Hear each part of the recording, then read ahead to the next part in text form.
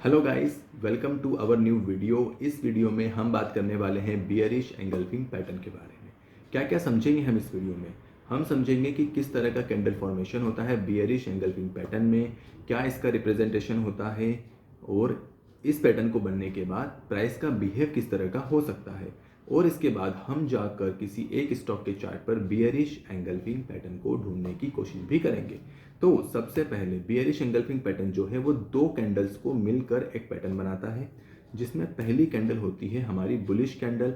Bullish candle के बारे में आप ऑलरेडी जानते हैं, एक ऐसी कैंडल जिसका ओपनिंग प्राइस क्लोजिंग प्राइस से नीचे हो उसे कहते हैं बुलिश कैंडल। तो इस कैंडल को आप देखकर यह समझ चुके हैं कि यहाँ से प्राइस ओपन हुआ और बायर्स ने कंट्रोल लेकर इस प्राइस को यहाँ तक पहुँचा दिया, ठीक है। लेकिन जैसे ही हमारी सेकंड कैंडल बनी तो प्राइस ओपन हुआ यहाँ पर, इसे कहेंगे ओपनिंग प्राइस। और उसके बाद आप देखिए सेलर्स ने कितना अच्छा कंट्रोल लेकर प्राइस को इतना नीचे पहुँचा दिया कि जो पहली वाली बुलिश कैंडल थी उसको बियरिश कैंडल ने पूरी तरह कवर कर लिया।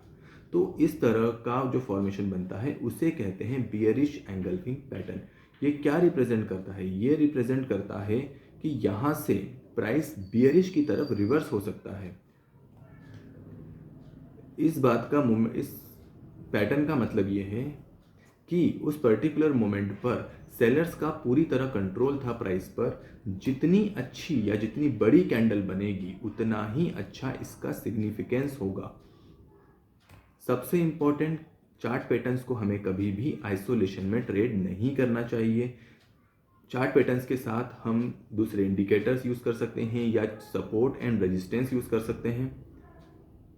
अब हम चलते हैं रिलायंस के चार्ट पर, जहां हम बियरिश एंगल्फिंग पैटर्न को ढूंढने की कोशिश करेंगे। तो गाइस, हम आ चुके हैं रिलायंस के चार्ट पर। यहाँ से है, अभी हम हैं अक्टूबर 2024 के चार्ट पर, और यहाँ से हम चार्ट में पीछे की तरफ जाएंगे ताकि हम बियरिश एंगल्फिंग पैटर्न को ढूंढ पाएँ। तो गाइस हम चलते हैं। ये देखिए, यहाँ पर एक अच्छा बियरिश एंगल्फिंग पैटर्न बनता हुआ दिख रहा है।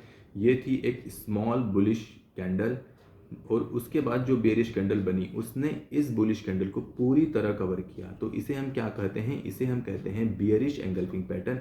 और देखिए बियरिश एंगल्फिंग पैटर्न बनने के बाद प्राइस किस तरह से बियरिश की तरफ मूव हो रहा है।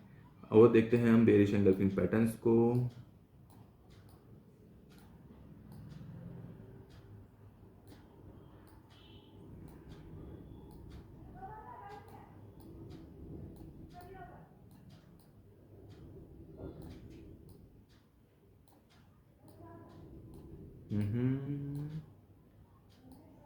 हम ढूंढने की कोशिश कर रहे हैं बियरिश एंगल्फिंग पैटर्न।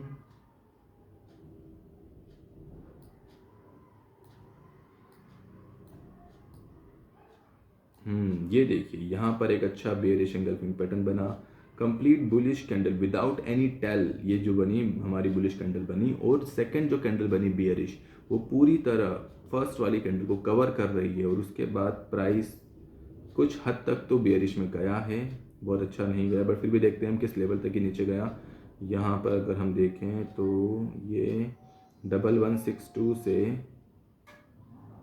4x1 तक गया। मतलब ये अच्छा एक बियरिश मोमेंट था जिसको आप कैप्चर कर सकते थे। और हम देखते हैं बियरिश एंगल्फिंग पैटर्न। यहाँ देखिए, यहाँ पर भी एक बियरिश एंगल्फिंग पैटर्न बन रहा है जिसने प्राइस को कंटिन्यू नीचे की तरफ किया। यहाँ फिर एक बियरिश पैटर्न बना, बियरिश एंगल्फिंग पैटर्न बना, और यहाँ भी प्राइस को इसने नीचे की तरफ ही मूव किया, ठीक है। यहाँ देखिए, यहाँ पर एक और बियरिश एंगल्फिंग पैटर्न बना, और यहाँ से थोड़ा ऊपर जाकर फिर मतलब ये नीचे गया, प्राइस एक्शन बनाते हुए ये नीचे आया।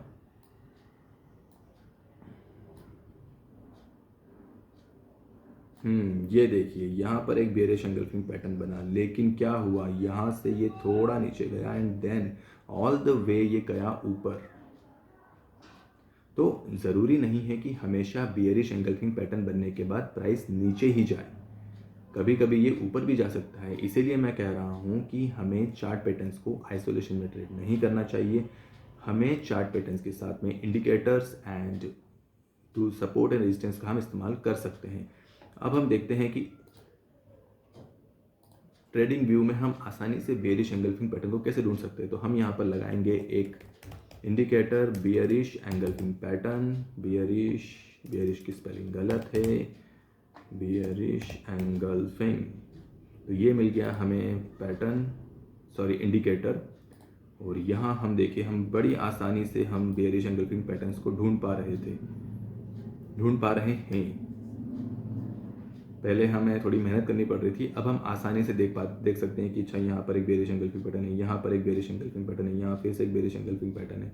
अब हमें डिसाइड करना है कि हम इसे ट्रेड करना चाहते हैं या नहीं करना चाहते हैं।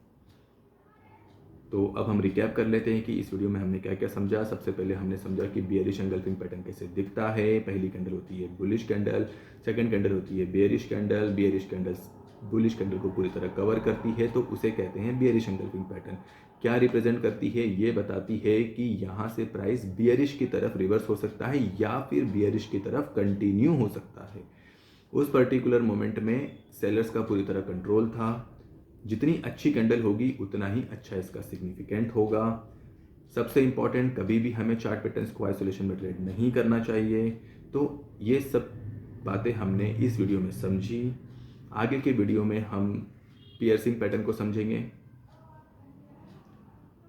तो आगे के वीडियोस के लिए आप हमारे चैनल को सब्सक्राइब कर सकते हैं। प्लीज़ वीडियो को लाइक करें। अगर आपको किसी भी तरह की क्यूरी है या डाउट है तो आप कमेंट में पूछ सकते हैं, हम सभी को रिप्लाई करने की कोशिश करेंगे। Thank you for watching.